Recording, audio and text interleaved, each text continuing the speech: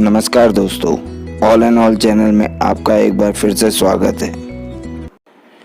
दोस्तों, आज हम बात करेंगे म्यूकोरमाइकोसिस के बारे में, जिसे ब्लैक फंगस भी कहा जाता है। इस ब्लैक फंगस का साइंटिफिक नाम है म्यूकोरमाइकोसिस। म्यूकोरमाइकोसिस या ब्लैक फंगस ये बीमारी ऐसी है जिसके बारे में हमने पहले कभी नहीं सुना था।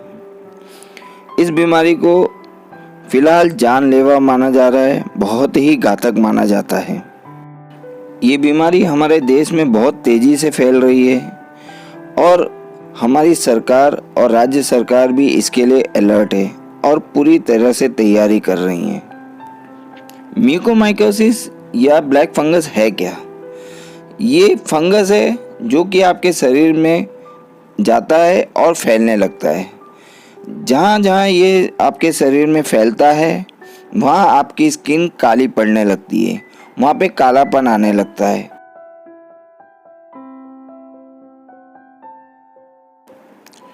अब ये आपके शरीर में जाता कैसे है?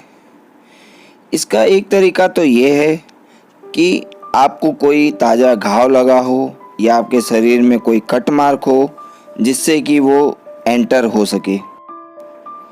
ब्लैक फंगस का आपके शरीर में जाने का दूसरा रास्ता है आपकी नाक। ये नाक के जरिए आपके शरीर में आता है और ये धीरे धीरे फैलने लगता है। ये आपकी नाक के जरिए आपके शरीर में घुसता है, फिर धीरे धीरे ये आपकी आँखों तक पहुंच जाता है और ये इतना घातक होता है कि आपकी आँखों को पूर्ण रूप से खराब कर सकता है, डैमेज कर सकता है। इस केस में हो सकता है कि आपकी आँख ही निकालनी पड़ जाए। इसका आपके शरीर में दाखिल होने का तीसरा रास्ता है आपका मुंह। आपके मुंह के जरिए ये आपके शरीर में दाखिल होता है और आपके मुंह के अंदर ही इन्फेक्शन फैलाना शुरू कर देता है और आपके मुंह के अंदर कालापन होना शुरू हो जाता है। ये इतना घातक है कि आपकी आँखों से ये आपके दिमाग तक पहुंच जाता है। धीरे धीरे ये आपके दिमाग को डैमेज करने लगता है। ब्रेन डैमेज होने के कारण हो सकता है कि आपको पैरालिसिस हो जाए, आपको लकवा मार सकता है या फिर आपके दिमाग को सीवियर डैमेज हो सकता है या आपको कोई और किसी तरह की बीमारी लग जाए। अब हम लोग कहते हैं कि ये आपके नाक के जरिए, आपके मुंह के जरिए या आपके शरीर में कोई घाव हो उसके जरिए फैलता है। इसका मतलब है कि आप कोई ऐसी जगह पे हाथ लगाते हैं जहां पर ब्लैक फंगस हो, वही हाथ आप अपने नाक पे, अपने मुंह पे लगाते हैं तो ये ब्लैक फंगस आपके शरीर में दाखिल हो जाता है। हमारी समझ से इससे बचने का तरीका यही है कि आप अपने हाथों को बार बार धोएं, अपने हाथों को सैनिटाइज करें और जब भी बाहर जाएं तो मास्क पहने रखें। अब बात करते हैं किन लोगों को ब्लैक फंगस हो सकता है। ब्लैक फंगस जो लोग डायबिटिक हैं उनको हो सकता है, वो लोग हाई रिस्क पे हैं। और ब्लैक फंगस कोविड-19 पेशेंट्स को भी हो सकता है। कोविड-19 पेशेंट्स भी हाई रिस्क पे हैं। वो इसलिए क्योंकि उन लोगों को स्टीरॉइड्स दी जाती हैं और स्टीरॉइड्स के कारण उनकी इम्यूनिटी बहुत लो हो जाती है। इम्यूनिटी लो होने के कारण कोविड-19 पेशेंट्स का शरीर इस फंगस से लड़ नहीं पाता और ये फंगस फैलने लगता है। ये फैल के इतना फैल जाता है कि कोविड-19 पेशेंट्स की डेथ तक हो सकती है। इसका कतई ये मतलब नहीं है कि ये फंगस डायबिटिक और कोरोना पेशेंट को ही अटैक करता है। ये हर उस इंसान को अटैक करेगा जिसकी इम्यूनिटी वीक हो। इसलिए कृपया अपनी इम्यूनिटी को स्ट्रॉन्ग बनाएं, इम्यूनिटी पावर बढ़ाएं। अब अगर हम सिम्टम्स की बात करें तो इसमें है राइनोसेरेब्रल म्यूकोरमाइकोसिस।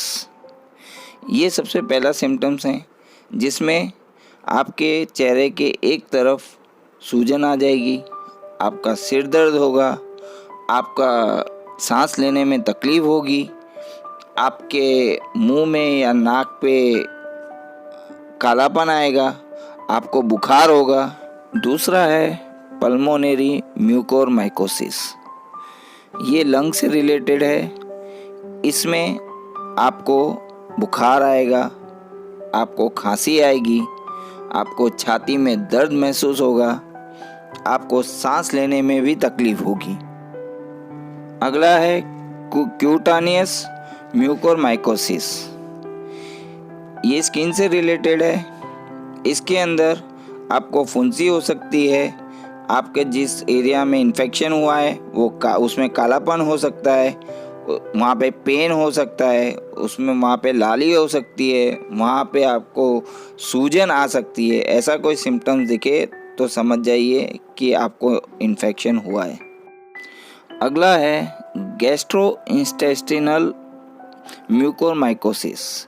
ये पेट से रिलेटेड है। इसमें आपको पेट का दर्द हो सकता है, वॉमिटिंग हो सकती है, या फिर आपको गैस्ट्रोइंटेस्टिनल ब्लीडिंग भी हो सकती है। अगला है डिसेमिनेटेड म्यूकोरमाइकोसिस। ये उन लोगों को ज़्यादातर होता है जो लोग पहले से ही बीमार हैं, और उन लोगों को ट्रेस करना भी मुश्किल हो जाता है कि उनको डिसेमिनेटेड म्यूकोरमाइकोसिस हो गया है। जिन लोगों को डिसेमिनेटेड म्यूकोरमाइकोसिस ब्रेन में होता है उनके लिए ज़्यादा मुश्किल होती है, उनका दिमागी संतुलन बिगड़ सकता है और वो लोग कोमा में भी जा सकते हैं। इनमें से यदि आपको कोई भी सिम्टम्स हो तो कृपया कर अपने डॉक्टर से संपर्क करें और उससे दवाएं ले लें। अब बात करें इसके ट्रीटमेंट की, तो इसका ट्रीटमेंट घर में कतई ना करें। हेल्थ मिनिस्टर ने भी गाइडलाइंस जारी की है जिसमें कहा गया है कि इसकी दवाइयाँ आप मेडिकल स्टोर से नहीं खरीद सकते। यदि आपको ऐसा कोई भी सिम्टम्स नज़र आता है तो कृपया कर आप तुरंत डॉक्टर से बात करें, डॉक्टर को कंसल्ट करें। डॉक्टर जो भी दवाई आपको बताता है या प्रिस्क्राइब करता है। ये वीडियो बनाने का हमारा एक ही मकसद है कि आप और आपका परिवार सुरक्षित रहे, खुशहाल रहे, हेल्दी रहे। कृपया कर आप लोगों से विनती है कि मास्क पहनकर ही घर से बाहर निकलें, काम के घर से बाहर ना निकलें, सोशल गैदरिंग ना करें, सोशल गैदरिंग में ना जाएं, और 2 लोगों के बीच में कम से कम 6 फीट का डिस्टेंस मेंटेन करें। यदि आपको हमारी ये इन्फॉर्मेशन अच्छी लगी हो तो कृपया आप हमारे चैनल को सब्सक्राइब करें, बेल आइकन को दबा दें ताकि आगे हमारी जितने भी आने वाली वीडियोज़ हैं उसकी नोटिफिकेशन आपको मिलती रहे। कृपया इस वीडियो को लाइक और शेयर करना ना भूलें। धन्यवाद।